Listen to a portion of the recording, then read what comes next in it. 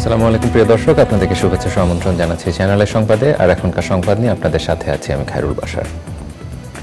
বিস্তারিত সংবাদের শুরুতে জানিয়ে দিচ্ছি সুপার ফ্রেশ ফর্টিফাইড সয়াবিন তেল সংবাদ শিরোনামগুলো। ঢাকা মেডিকেল কলেজ হাসপাতালে কমপ্লিট শাটডাউন প্রত্যাহার, স্বাভাবিক নিয়মে জরুরি সেবা ও সীমিত পরিসরে চলবে বহির্বিভাগ।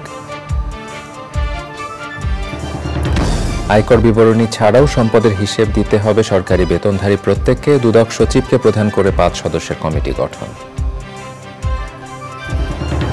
পিলখানা হত্যাকাণ্ডের পূর্ণ তদন্ত হবে আবারও, জনগণের অধিকার ও ন্যায় বিচার প্রতিষ্ঠায় সরকার বদ্ধপরিকর বললেন স্বরাষ্ট্র উপদেষ্টা। নদী রক্ষা ও অর্থনৈতিক সমৃদ্ধি নিশ্চিতে সব পক্ষের পারস্পরিক সহযোগিতার উপর গুরুত্ব আরোপ, মালয়েশিয়ায় নদী বিষয়ক সম্মেলন। এবং ক্রীড়াঙ্গনে সংস্কার ও দুর্নীতি প্রতিরোধে সবার সহযোগিতা চাইলেন যুব ক্রীড়া উপদেষ্টা, ক্রীড়া সাংবাদিকদের সঙ্গে মতবিনিময়।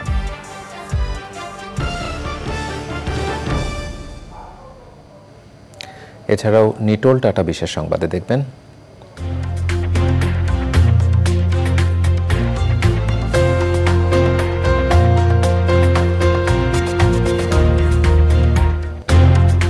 ভেনিসে জমকালো আয়োজনে 81তম চলচ্চিত্র উৎসবের খবর।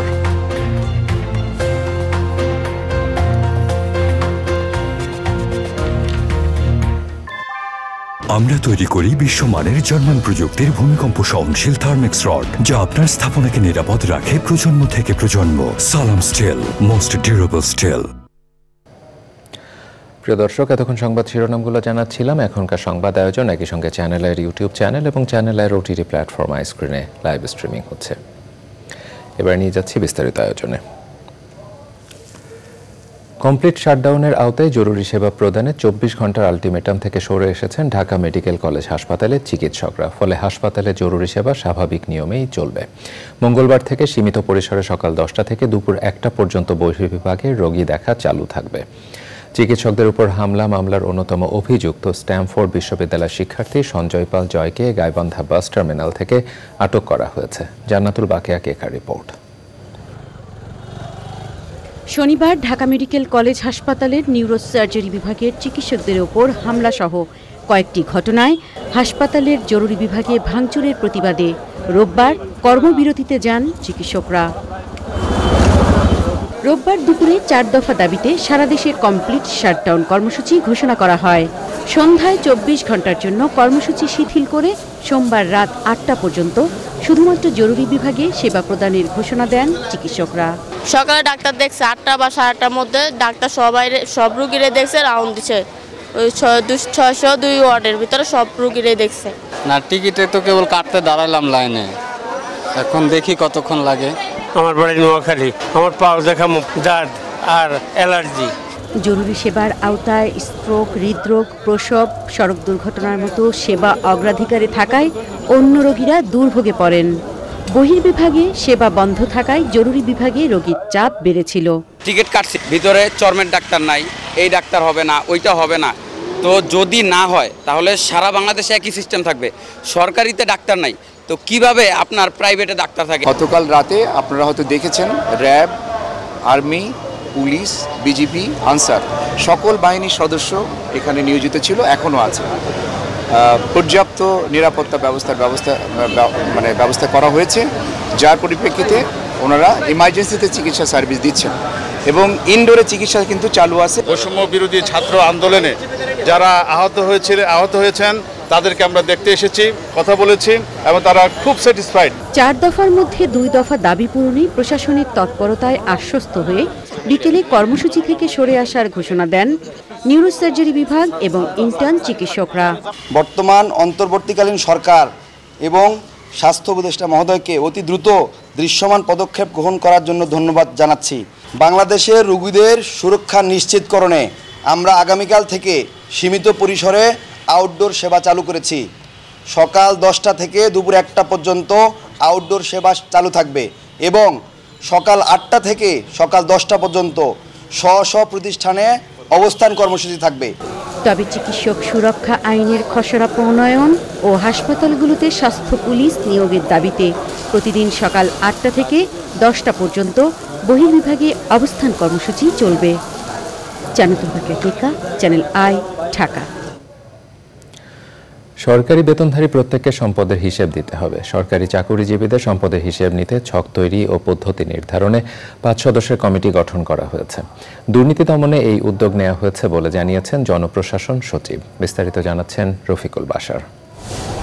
অন্তর্বর্তী সরকারের উপদেষ্টা থেকে শুরু করে সবচেয়ে কম বেতনের চাকরিজীবীকেও নিজের সম্পদের হিসাব দিতে হবে। নির্ধারিত ছকে সম্পদের হিসাব দিতে হবে তাদের। ছক তৈরি সহ পুরো প্রক্রিয়া প্রণয়নে দুদক সচিবকে প্রধান করে একটি কমিটি করা হয়েছে। আগামী 15 দিনের মধ্যে সব প্রক্রিয়া চূড়ান্ত করবে কমিটি। যারা আয়কর রিটার্ন জমা দেন তাদেরও নির্ধারিত ছকে সম্পদের হিসাব দিতে হবে। দুর্নীতি দমন কমিশনের সেক্রেটারি সাহেবকে আহ্বায়ক করে 5 সদস্য একটা কমিটি অলরেডি করে দেওয়া হয়েছে। একটা ফরম্যাট রেডি করবে। অনেকে বলে যে আমি ট্যাক্স রিটার্ন দেই 10B ফর্ম, এটা দিলেই তো হয়ে যায়। তো ট্যাক্সেবল ইনকাম তো সবারই না। ওই ড্রাইভার পিয়নের কি ট্যাক্সেবল ইনকাম? তার ইটিন আছে, অথচ তার ইনকাম তো কোথায় কি হয়ে গেছে। শুধু ব্যাংক অ্যাকাউন্ট না, এর সাথে কোথায় কি আছে, জমি জমা সঞ্চয়পত্র, মানে আমি যদি সম্পদের বিবরণ দেই, এই কমিটিটা যখন হবে, টিওআর হবে, কবে কোথায় কে কিভাবে জমা দেবে, তখন আমরা ওই তালিকাও দিয়ে দেবো সম্পদের মধ্যে কি কি। এটা অনেকের মধ্যে রিপারকেশন হয়েছে, কোনোদিনই দেওয়া লাগলো না, এতদিন নামে একটা দিছি, খবর নাই। এবার একটা ফাংশন কাজ করবে। এটা দিলে আমরা যারা মনে করি ম্যাক্রো কনসেপ্ট, দুর্নীতি কমে আসবে। জনপ্রশাসন সচিব জানিয়েছেন, সম্পদের হিসাব না দিলে আইনগত ব্যবস্থা নেওয়া হবে। জমা না দিলে কি হবে, দণ্ডটা কোথায় হবে, কিভাবে তার বিরুদ্ধে ব্যবস্থা নেবে। কারণ সব কিছুর যদি নেগেটিভিটি না বলেন, পজিটিভ জিনিস আসবে না। ওরা যদি বলে জমা না দিলেও আমি যা, তাহলে দেবো কেন? জমা না দিলে খবর আছে, এবার সোজা কথা, আইনানুগ খবর। বছরে একবার করে সরকারি চাকরিজীবীদের সম্পদের হিসাব দিতে হবে। তবে অর্থ না ক্যালেন্ডার বছর অনুযায়ী তা এখনো ঠিক হয়নি। একজন দুর্নীতি করে যখন অনেক বড় হয়, পাশের অফিসারটা থাকে, তাই সামাজিকভাবে সেও নিগৃহীত হয়। সমাজ এখন এমন একটা পর্যায়ে গেছে, এদেরকে আরো ডিগ্রেডেশন করে, তুমি আয় করতে পারো না। কিন্তু এটা থেকে আমরা নিষ্কৃতি চাই। Rafiqul Bashar, channel I, Dhaka. প্রধান উপদেষ্টা ডক্টর মোহাম্মদ ইউনূসের সঙ্গে সাক্ষাৎ করেছেন মার্কিন দূতাবাসের চার্জ অ্যাফেয়ার্স হেলেন লভেব। সাক্ষাতে যুক্তরাষ্ট্র বাংলাদেশের অন্তর্বর্তী সরকারকে সমর্থন করছে এবং বিভিন্ন বিষয়ে ঢাকার সাথে সম্পর্ক জোরদার করবে বলে উল্লেখ করেন মার্কিন চার্জ অ্যাফেয়ার্স। তিনি বলেন, যুক্তরাষ্ট্র স্বাস্থ্য, শিক্ষা, শ্রম এবং রোহিঙ্গা ইস্যুতে বাংলাদেশের সঙ্গে ঘনিষ্ঠভাবে কাজ করবে। ওয়াশিংটন রোহিঙ্গাদের মার্কিন যুক্তরাষ্ট্রে পুনর্বাসন শুরু করেছে এবং এই প্রক্রিয়াটি ত্বরান্বিত হবে বলে আশা প্রকাশ করেন তিনি। রোহিঙ্গাদের জন্য অব্যাহত অর্থায়ন সহ বাংলাদেশকে সমর্থন করার জন্য যুক্তরাষ্ট্রকে ধন্যবাদ জানান প্রধান উপদেষ্টা। বিভিন্ন ক্ষেত্রে প্রয়োজনীয় সংস্কার শেষে যৌক্তিক সময় পর দেশে নির্বাচন দেয়া হবে বলেও উল্লেখ করেন তিনি। বাংলাদেশের সংখ্যালঘু সম্প্রদায়ের নিরাপত্তা নিয়ে হেলেন লভেব উদ্বেগ প্রকাশ করে বলেন, মানবাধিকার প্রতিষ্ঠায় সরকার প্রতিশ্রুতিবদ্ধ বলে উল্লেখ করেন ডক্টর মোহাম্মদ ইউনূস। পিলখানা হত্যাকাণ্ডে আবারও পূর্ণ তদন্ত ও ন্যায় বিচার প্রক্রিয়া শীঘ্রই শুরু করা হবে বলে জানিয়েছেন অন্তর্বর্তী সরকারের স্বরাষ্ট্র উপদেষ্টা অবসরপ্রাপ্ত লেফটেন্যান্ট জেনারেল মোহাম্মদ জাহাঙ্গীর আলম চৌধুরী। সচিবালয়ে সাংবাদিকদের তিনি বলেন, বর্তমান সরকার জনগণের অধিকার, সুশাসন ও ন্যায় বিচার প্রতিষ্ঠায় বদ্ধপরিকর। শুধু স্বরাষ্ট্র উপদেষ্টা হিসেবে নয়, একজন সাধারণ নাগরিক ও সেনাবাহিনীর সাবেক সদস্য হিসেবে পিলখানা হত্যাকাণ্ডের ন্যায় বিচার তারও চাওয়া বলে জানিয়েছেন জাহাঙ্গীর আলম চৌধুরী।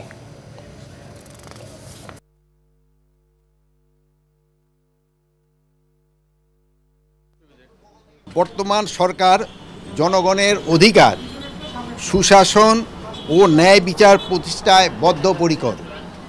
শুধু স্বরাষ্ট্র উপদেষ্টা হিসাবে নয়, একজন সাধারণ নাগরিক ও সেনাবাহিনী প্রাক্তন সদস্য হিসাবে আমি বিডিআর হত্যাকাণ্ডের ন্যায় বিচার চাই। সঠিকভাবে এই হত্যাকাণ্ডের পূর্ণ তদন্ত ও ন্যায় বিচার প্রক্রিয়া শীঘ্রই শুরু করা হবে। অর্থ উপদেষ্টা ডক্টর সালেউদ্দিন আহমেদ বলেছেন, চলতি মাসে বা আগামী মাসে বাজেট পর্যালোচনা করা হতে পারে। কালো টাকা সাদা করার সুযোগ বন্ধ করা হয়েছে বলেও জানান তিনি। বিস্তারিত জানাচ্ছেন রফিকুল বাশার। সচিবালয়ে রপ্তানি উন্নয়ন ব্যুরোর কর্মকর্তাদের সঙ্গে বৈঠক করেন অর্থ উপদেষ্টা।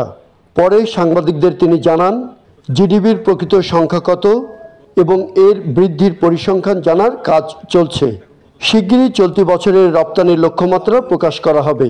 বাজেটে বড় বড় উন্নয়ন খাতের প্রকল্পগুলোর বিষয়ে সরকারের উচ্চ পর্যায়ে সিদ্ধান্ত হবে।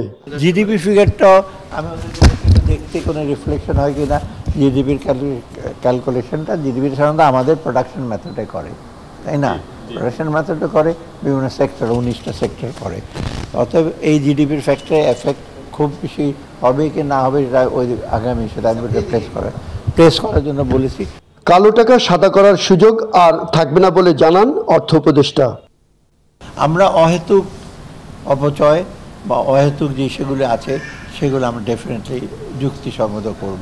আর প্রজেক্টে ডক্টর ওয়াহিদুল মাহমুদ দেখবে যে যেগুলো অলমোস্ট কমপ্লিট সেগুলোতে ইস্যু করবে, আর কতগুলো আছে পাইপলাইনে, কারণ ওটার সাথে আবার ইআরডির আমার সম্পর্ক আছে, টাকা পয়সা আনা। তারা যদি বলে আমরা কন্টিনিউ করবো না, তো ডোনারদের বলবো না করবো না, এটা আবার সিকিউরিটি প্রিন্ট করতে হয়। তো এগুলো করবে, গভর্নর আসবে, দরকার আমি জিজ্ঞেস করবো। অর্থ উপদেষ্টা বলেন, বাজারে 5, 10 ও 20 টাকার নোটের অবস্থা নাজুক, এগুলো দ্রুত পরিবর্তনের ব্যবস্থা করা হবে। মানুষকে মুদ্রা ব্যবহারে যত্নশীল হওয়ার পরামর্শ দেন তিনি। Rafiqul Bashar, channel I, Dhaka. পররাষ্ট্র উপদেষ্টা মোহাম্মদ তৌহিদ হোসেন বলেছেন, আদালতে নির্দেশ দিলে শেখ হাসিনাকে ভারত থেকে ফিরিয়ে আনার উদ্যোগ নেবে পররাষ্ট্র মন্ত্রণালয়। মন্ত্রণালয়ে সাংবাদিকদের প্রশ্নের জবাবে উপদেষ্টা জানিয়েছেন, শেখ হাসিনা এখন ভারতেই আছেন। বিগত সরকারের সময় ভারতের সাথে বাংলাদেশের সম্পর্ক সরকারি ও দলীয় পর্যায়ে ছিল মন্তব্য করে উপদেষ্টা বলেন, এই সম্পর্কটা হওয়া উচিত ছিল জনগণের পর্যায়ে। মানুষের মধ্যে যে ক্ষোভ আছে তা দ্বিপাক্ষিক আলোচনার মাধ্যমে সমাধান সম্ভব বলেও মনে করেন পররাষ্ট্র উপদেষ্টা। বাংলাদেশ পাকিস্তানের সাথেও সম্পর্ক উন্নয়নের দিকে মনোযোগী বলে জানান উপদেষ্টা। থেকে জানি যে উনি সম্পর্কের সমঝোতায় কিন্তু ছিল দুই সরকারের মাঝে। আমরা তখনও আমাদের লোকজন এবং প্রাইভেট পার্সন হিসেবে আমি বলেছি যে সোনালী অধ্যায়টা একেবারেই সরকার এবং দল বা ব্যক্তির মধ্যে সীমাবদ্ধ হয়ে গেছে। আমরা চাই যে সুসম্পর্ক থাকুক জনসাধারণের পর্যায়ে। আমরা চাই যে মানুষ সেটাতে ইনভলভ, মানুষ মনে করুক যে আসলে খুব ভালো সম্পর্ক, এবং সেটা যে ছিল না এটা কিন্তু স্বীকার করা ভালো। মানুষের মাঝে ক্ষোভ ছিল, সেগুলি প্রশমন করা সম্ভব দ্বিপাক্ষিক খুব কারেক্ট পদক্ষেপ নেওয়ার মাধ্যমে বলে আমি মনে করি। রাষ্ট্রপতি মোহাম্মদ শাহাবুদ্দিনের কাছে পরিচয়পত্র পেশ করেছেন বাংলাদেশে নবনিযুক্ত মালদ্বীপের হাইকমিশনার শিনিন রশিদ। স্বাগত জানিয়ে মালদ্বীপের সঙ্গে বাংলাদেশের চমৎকার দ্বিপাক্ষিক সম্পর্কের কথা উল্লেখ করেন রাষ্ট্রপতি। আগামীতে দুদেশের মধ্যে বিদ্যমান সম্পর্ক আরও জোরদার হবে এবং ব্যবসা বাণিজ্যের পরিধিও বৃদ্ধি পাবে বলে আশা করেন রাষ্ট্রপ্রধান। মালদ্বীপে বাংলাদেশের শ্রমশক্তি নিয়োগ দেওয়ার সে দেশের সরকারকে ধন্যবাদ জানিয়ে মেডিকেল ও প্রকৌশল বিশ্ববিদ্যালয়ে উচ্চশিক্ষার জন্য মালদ্বীপের শিক্ষার্থীরা বাংলাদেশকে বেছে নেওয়ায় সন্তোষ প্রকাশ করেন মোহাম্মদ শাহাবুদ্দিন। মালদ্বীপের হাইকমিশনার বলেন, মালদ্বীপ বাংলাদেশের সাথে সম্পর্ক উন্নয়নে খুবই গুরুত্বপূর্ণ। দুদেশের সম্পর্ক উন্নয়নে কাজ করার প্রত্যয় ব্যক্ত করে দায়িত্ব পালনে রাষ্ট্রপতির সার্বিক সহযোগিতা কামনা করেন মালদ্বীপের হাইকমিশনার। বিএনপির সিনিয়র যুগ্ম মহাসচিব রুহুল কবির রিজভী বলেছেন, শেখ হাসিনার মতো কেউ যদি একক কর্তৃত্ববাদ প্রতিষ্ঠা করতে চায় তা কখনোই সম্ভব হবে না। নয়াপল্টনে কেন্দ্রীয় কার্যালয়ে প্রচার দলের আয়োজনে বন্যার্তদের ত্রাণ বিতরণ কর্মসূচি উদ্বোধন করে তিনি বলেন, বিএনপি সবসময় গণতন্ত্রের পক্ষে। জাতীয় প্রেস ক্লাবের সামনে তৃণমূল নাগরিক আন্দোলনের অবস্থান কর্মসূচিতে বিএনপি চেয়ারপারসনের উপদেষ্টা ও সাবেক বিরোধী দলীয় চিফ হুইপ জয়নুল আবেদিন ফারুক বলেছেন, অন্তর্বর্তী সরকারের প্রতি বিএনপির পূর্ণ সমর্থন রয়েছে, তবে দ্রুত নির্বাচন দেয়া তাদের দায়িত্ব। আমরা গণতন্ত্রের পক্ষে নির্ভীক, আমরা স্বাধীনতার পক্ষেও নির্ভীক। একমাত্রিক বাংলাদেশ বিএনপি ঘৃণা করে। বহুমাত্রিক বহুদলীয় চেতনা, গণতন্ত্রের যে মূল চেতনা, সেই মূল চেতনাকে ঊর্ধ্বে তুলে ধরতে চায়। আমাদের আদর্শও তাই। কেউ কেউ যদি মনে করেন শেখ হাসিনার একদলীয় কর্তৃত্ববাদের অবসানের পরে আরেক ধরনের কর্তৃত্ববাদ তৈরি করবেন, নানাভাবে রাষ্ট্রীয় চক্রান্তের মাধ্যমে এটা এই দেশের মানুষ ব্যর্থ করে দিবে। বাংলাদেশে প্রতিটা আওয়ামী লীগের কাছে সবচেয়ে লেটেস্ট অস্ত্র আছে, এদেরকে ধরে আনতে হবে। এই অস্ত্র যদি উদ্ধার না করতে পারেন, বাংলাদেশে আপনাদের পক্ষে নির্বাচন করা কঠিন হয়ে যেতে পারে। কুইক রেন্টাল বিদ্যুৎ প্রকল্প নিয়ে কেন আদালতে প্রশ্ন তোলা যাবে না জানতে চেয়ে রুল জারি করেছেন হাইকোর্ট। একই সাথে মন্ত্রীর একক ক্ষমতায় কোনো প্রকল্প কাউকে দেয়া সংক্রান্ত আইন কেন অবৈধ নয় তাও জানতে চাওয়া হয়েছে। আবেদনকারীরা বলেছেন এই প্রকল্পগুলো থেকে বিগত সরকারের দোসররাই লাভবান হয়েছে। মাজহারুল হক মান্নার রিপোর্ট। আওয়ামী লীগ সরকারের সময় বিদ্যুতের চাহিদা মেটাতে জরুরিভাবে চালু করা হয়েছিল কুইক রেন্টাল বিদ্যুৎ কেন্দ্রগুলো।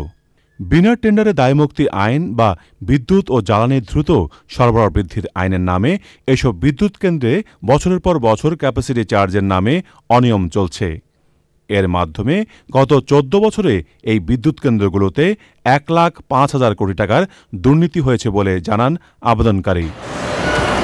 2 আইনজীবী রিট আবেদনের পরিপ্রেক্ষিতে আদেশ দেন হাইকোর্ট। এখানে সরকারের যত ক্রয় একটা প্রক্রিয়ার মধ্যে দিয়ে হয়, একটা টেন্ডারিং প্রসেস যেটাকে আমরা বলি, একটা প্রক্রিয়ার মধ্যে দিয়ে হয়, কিন্তু এই বিদ্যুৎ কেন্দ্রগুলি মন্ত্রীর একক বিবেচনায় সে যাকে ইচ্ছা তাকে যত টাকা ইচ্ছা তত টাকায় চুক্তি করার ক্ষমতা দেওয়া হয়েছে। কোনো আদালতে এই সংক্রান্ত কোনো মামলা করা যাবে না, অর্থাৎ আদালতের এখতিয়ারটাকে বাদ দিয়ে দেওয়া হয়েছে। এটা তো হতে পারে না। এই যে কেন 6(2) আর 9 ধারা অসাংবিধানিক ঘোষণা করা হবে না, এই মর্মে রুল জারি করেছে। ওই বিদ্যুৎ প্রকল্পগুলোর মাধ্যমে কারা লাভবান হয়েছে তা জানান আবেদনকারী। অসীম ক্ষমতা থেকে লাভবান হয়েছে গত সরকারের যারা দোসর ছিল, এটা বিভিন্ন ব্যবসা প্রতিষ্ঠান যাদের সাথে সরকারের দহরমহরম বেশি, তারাই হাজার হাজার কোটি টাকা লাভবান হয়েছে। আইনজীবী জানিয়েছেন 4 সপ্তাহের মধ্যে বিবাদীদের রুলের জবাব দিতে বলা হয়েছে। মাজহারুল হক মান্না, চ্যানেল আই, ঢাকা। নদী রক্ষা ও দেশের অর্থনৈতিক সমৃদ্ধি নিশ্চিতে সরকারি বেসরকারি সহ সব পক্ষের পারস্পরিক সহযোগিতা বা স্মার্ট পার্টনারশিপের বিকল্প নেই বলেছেন প্রকৃতি বন্ধু বীর মুক্তিযোদ্ধা মুকিত মজুমদার বাবু। মালয়েশিয়ায় নদী বিষয়ক সম্মেলনের সমাপনীতে অংশীজনরা জলবায়ু অভিঘাত মোকাবেলা ও বাস্তুতন্ত্র রক্ষায় অভিজ্ঞতা বিনিময় ও পরিবেশ বান্ধব প্রযুক্তিতে গুরুত্ব আরোপ করেন। মালয়েশিয়া পেরাক থেকে আরও জানাচ্ছেন আলিম আল রাজি।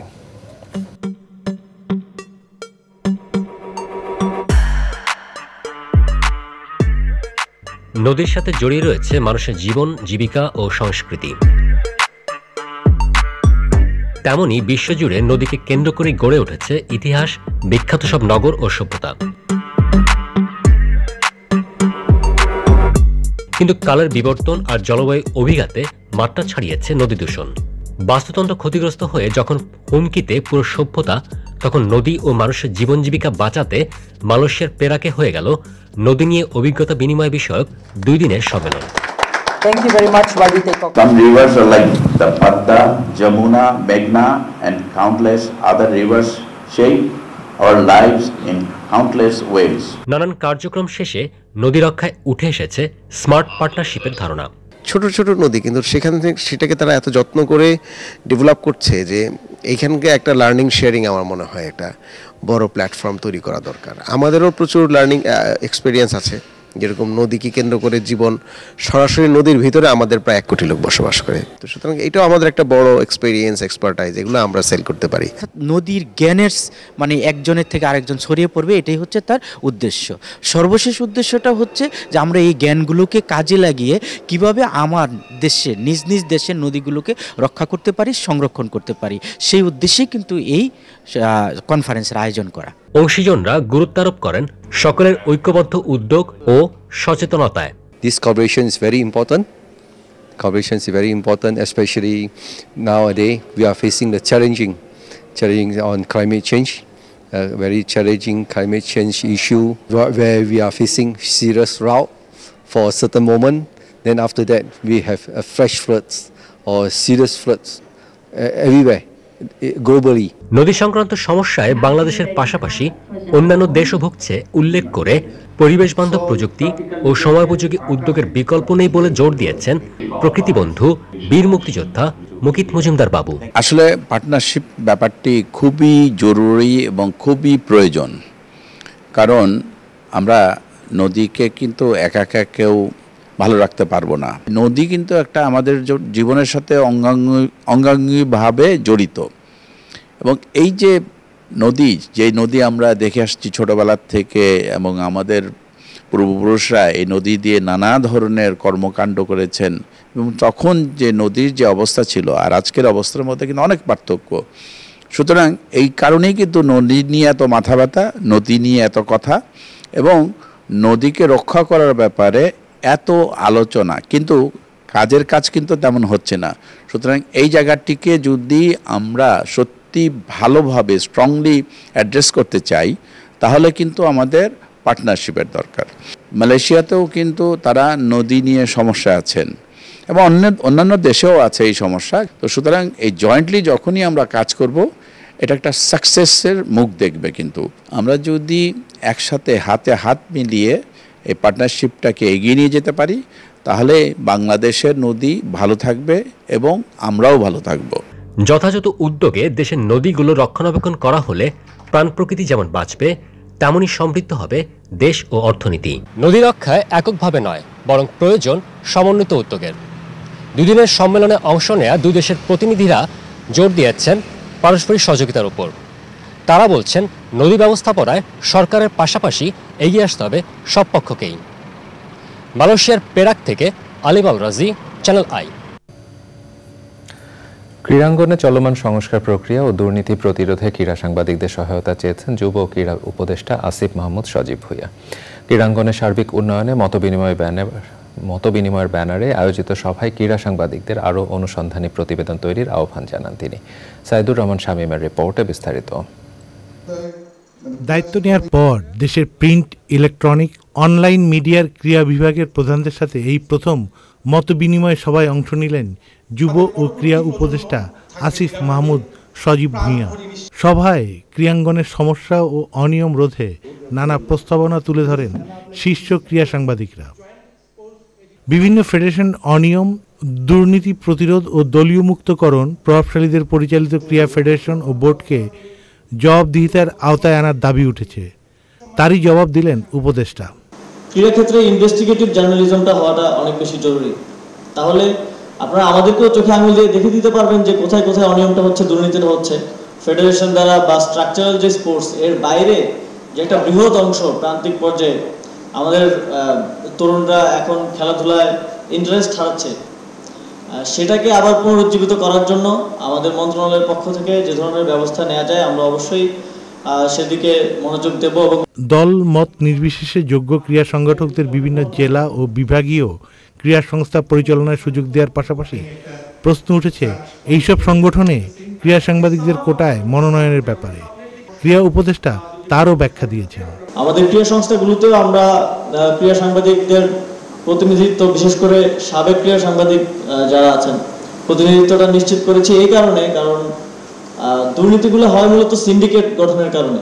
সিন্ডিকেট যাতে না হতে পারে সেই ব্যবস্থা হিসেবে আমরা সেখানে স্থানীয় ক্রীড়া সংগঠক ছাত্র প্রতিনিধি রেখেছি। উপজেলাগুলোতে ছাত্র প্রতিনিধিরাই যারা মূলত ক্রীড়া সংগঠক হিসেবে কাজ করে, তারা বিভিন্ন টুর্নামেন্ট আয়োজন করে কাজ করে, তো সেই জায়গা থেকে রেখেছি এবং ক্রীড়া সাংবাদিক রেখেছি। আর্থিকভাবে সংকটে থাকা ক্রীড়া ফেডারেশনগুলোর অনুদান বৃদ্ধি ছাড়াও স্টেডিয়ামগুলোতে ক্রীড়াবান্ধব পরিবেশ তৈরির পাশাপাশি নিয়মিত খেলাধুলার সুযোগ সৃষ্টির প্রস্তাব তোলা হয়। ক্রীড়া খাতের উন্নয়নে সাংবাদিকদের কাছ থেকে লিখিত সুপারিশমালা চেয়েছেন যুব ও ক্রীড়া উপদেষ্টা। Saidur Rahman Shamim, channel I, Dhaka. প্রিয় দর্শক, সংবাদের এই পর্যায়ে নিচ্ছে একটি বিরতি, আর বিরতির পরে জানিয়ে দিচ্ছি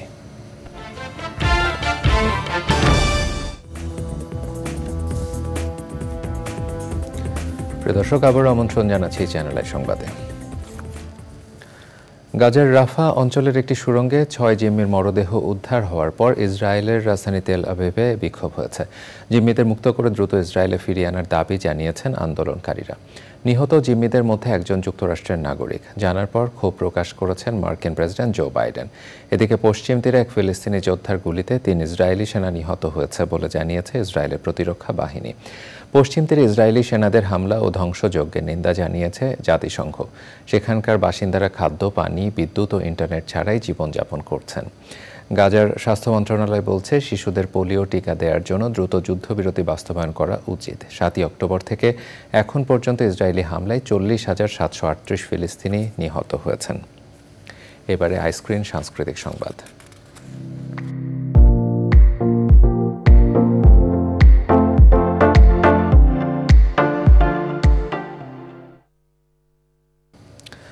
প্রেক্ষাগৃহের পর এবার ওটিটি প্ল্যাটফর্ম চরকি ও হইচয়ে মুক্তি পাচ্ছে শাকিব খান অভিনীত এবং নির্মাতা রায়হান রাফি পরিচালিত সিনেমা তুফান।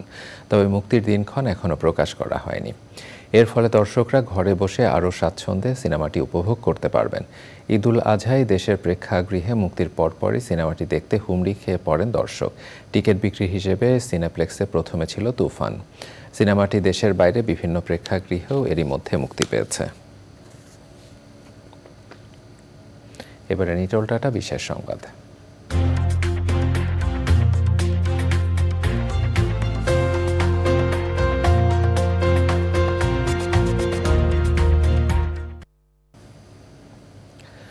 জমকালো আয়োজনে শুরু হলো 81তম ভেনিস চলচ্চিত্র উৎসব। ইতালির ভেনিস শহরে পর্দা উঠেছে উৎসবটির। চলবে আগামী 7 সেপ্টেম্বর পর্যন্ত। বিশ্বের সবচেয়ে পুরনো এই উৎসবে অংশ নিচ্ছেন নানা দেশের তারকারা। এবারের উৎসবের মূল প্রতিযোগিতা বিভাগে জায়গা করে নিয়েছে 21টি সিনেমা। টিম বার্টনের বিটলজুস সিনেমার সিকুয়াল বিটলজুস প্রদর্শিত হয়। সিনেমাটি 4 মিনিটের স্ট্যান্ডিং ওভিয়েশন পেয়েছে। সেই সঙ্গে রেড কার্পেটে হেঁটেছেন সিনেমার তারকারা। আগামী 4 অক্টোবর হলে মুক্তির আগে ভেনিসে প্রিমিয়ার হবে জোয়াকিন ফেনিক্স ও লেডি গাগা অভিনীত সিনেমাটি।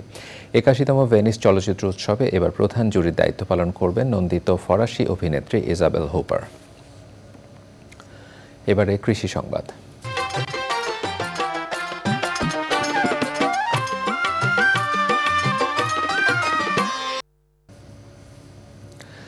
বিকল্প আয়ের উৎস হিসেবে যুগ যুগ ধরে হাঁসের খামার করে আসছেন হাওরের প্রান্তিক চাষিরা। প্রাণী সম্পদ বিভাগ বলছে, গত অর্থ বছরে জেলায় 750 কোটি টাকার ডিম বিক্রি করেছেন এই চাষিরা। সরকারিভাবে হাঁসের উৎপাদন খরচ নির্ধারণের উপর গুরুত্ব দিচ্ছে প্রাণী সম্পদ বিভাগ। এবারে প্রকৃতি সংবাদ।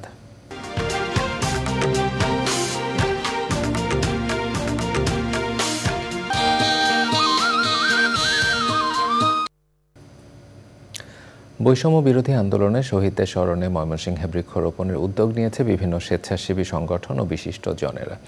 নগরী শহীদ শাহাবুদ্দিন মিলনায়তনে এক কর্মশালায় বক্তব্য রাখেন বাংলাদেশ কৃষি বিশ্ববিদ্যালয়ের ট্রেজারার অধ্যাপক হুমায়ুন কবির, জাতীয় কবি কাজী নজরুল বিশ্ববিদ্যালয়ের ইংরেজি বিভাগের প্রধান অধ্যাপক ইমদাদুল হুদা, ডক্টর শাকিল, ডক্টর বুশরা মাহমুদ এবং সাহায্যের ডাকপিয়ন সংগঠনের সাধারণ সম্পাদক হাসিবুল বান্না, রিয়াদ সহ বিশিষ্ট জনেরা।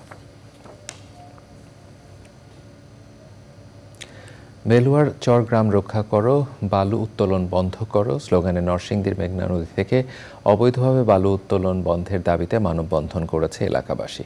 উপজেলার শ্রীনগর ইউনিয়নের বেলুয়ার চর আনন্দবাজার ঘাটে এই মানববন্ধন অনুষ্ঠিত হয়। মানববন্ধনে বক্তারা বলেন, প্রভাবশালীদের ছত্রছায়ায় দীর্ঘদিন ধরে অবৈধভাবে বালু উত্তোলন করে আসছে একটি মহল। এতে নদী ভাঙনের কবলে পড়েছে বেলুয়ার চর, পলাশতলী, গোপীনাথপুর, ফকিরা চর এবং চর সুবন্দি ও চর মথুয়া ইউনিয়নের বিস্তীর্ণ জনপদ। এরই মধ্যে বসতি হারিয়েছেন এসব গ্রামের অন্তত 50টি পরিবার। অবৈধভাবে বালু উত্তোলন বন্ধে প্রশাসনকে দ্রুত প্রয়োজনীয় উদ্যোগ নেওয়ার আহ্বান জানিয়েছেন ভুক্তভোগীরা। এবারে পূবালী ব্যাংক বাণিজ্য সংবাদ।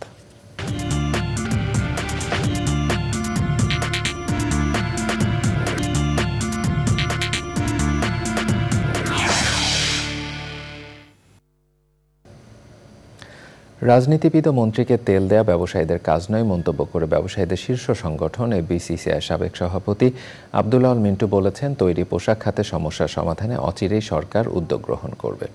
রাজধানী প্যান প্যাসিফিক হোটেল সোনারগাঁওয়ে Bangladesh garments buying house association BGB এর উদ্যোগে আয়োজিত চলমান পরিস্থিতিতে তৈরি শিল্প খাতের সংকট ও উত্তরণের উপায় শীর্ষক আলোচনা সভায় তিনি এসব কথা বলেন।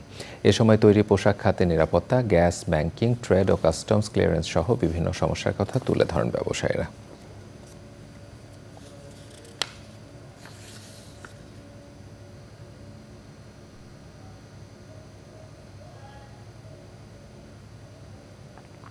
প্রিয় দর্শক, সংবাদের রিপোর্টে আবারও নিচ্ছে একটি বিরতি, আর বিরতির পরে দেখবেন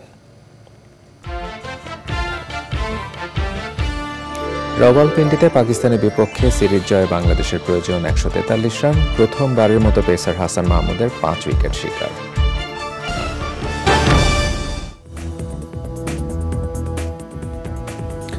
প্রিয় দর্শক, আবার আমন্ত্রণ জানাচ্ছি চ্যানেল আই সংবাদে।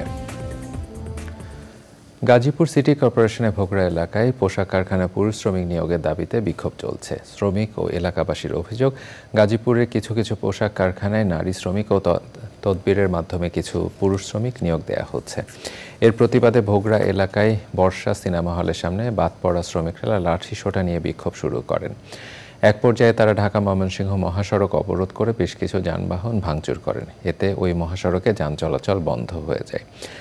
বসন থানার ওসি মোহাম্মদ জাহাঙ্গীর আলম জানান, 2 থেকে 250 বেকার যুবক পোশাক কারখানা চাকরির দাবিতে বিক্ষোভ করছেন। পরিস্থিতি নিয়ন্ত্রণে পুলিশ চেষ্টা করছে। সারা দেশে 988 জন উপজেলা ভাইস চেয়ারম্যান ও মহিলা ভাইস চেয়ারম্যানকে অপসারণ করার প্রতিবাদে মানববন্ধন হয়েছে। জাতীয় প্রেস ক্লাবের সামনে এই কর্মসূচি করেছে উপজেলা ভাইস চেয়ারম্যান ও মহিলা ভাইস চেয়ারম্যান ফোরাম। অপসারণ করায় আর্থিক ও সামাজিকভাবে ক্ষতি হয়েছে জানিয়ে দ্রুত তাদের পুনর্বহাল করার দাবি জানিয়েছেন মানববন্ধনে অংশগ্রহণকারীরা। 19 আগস্ট সারা দেশে উপজেলা পরিষদের পুরুষ ভাইস চেয়ারম্যান 494 জন এবং মহিলা ভাইস চেয়ারম্যান 494 জন অপসারণ করে সরকার। কাউন্সিলরদেরকে বহাল রেখে কাউন্সিলরদের সঙ্গে প্রশাসকের কাজ করবার অনুমতি পেয়েছেন, কিন্তু উপজেলা পর্যায়ে চেয়ারম্যানদেরকে অপসারণ করে ভাইস চেয়ারম্যানদেরকে কেন বহাল না করে অপসারণ ঘটানো হলো? সিটি কর্পোরেশনের মেয়র বাদ দিছে, কাউন্সিলররা আছে, পৌরসভায় কাউন্সিলররা আছে, মেয়র বাদ দিছে। তাই শুধুমাত্র উপজেলা পরিষদে চেয়ারম্যানের সাথে সাথে ভাইস চেয়ারম্যান এবং মহিলা ভাইস চেয়ারম্যানও বাদ দিছে। আমরা উপজেলা পরিষদের সদস্য, আমরা তো চেয়ারম্যান বাদ যাইলে আমাদের কিছু কমে না, কিন্তু আমরা ইউনোর সাথেই কাজ করতে চাই। রাজশাহীতে 15 দিন ব্যাপী বৃক্ষ মেলা শুরু হয়েছে। সামাজিক বন বিভাগ আয়োজিত বৃক্ষ মেলা উপলক্ষে নগরীর রেলগেট চত্বর থেকে বর্ণাঢ্য র্যালি বের করা হয়। পরে নির্ধারিত আলোচনা সভায় রাজশাহী সিটি কর্পোরেশন গ্রিন চত্বর মেলার উদ্বোধন করা হয়। এ সময় রাজশাহী জেলা প্রশাসক শামীম আহমেদ, রাজশাহী বিভাগীয় কমিশনার ও রাজশাহী সিটি কর্পোরেশনের প্রশাসক ডক্টর দেওয়ান মোহাম্মদ হুমায়ুন কবির ও বগুড়া অঞ্চলের সামাজিক বন সংরক্ষক মোহাম্মদ আমিনুল ইসলাম সহ বিশিষ্টজনেরা উপস্থিত ছিলেন। পরে মেলার স্টল পরিদর্শন করেন অতিথিরা। মেলায় ফলদ, বনজ ও ঔষধি সহ বিভিন্ন প্রজাতির গাছের সমাহার নিয়ে 66টি স্টল অংশ নিয়েছে। এবারে খেলার খবর।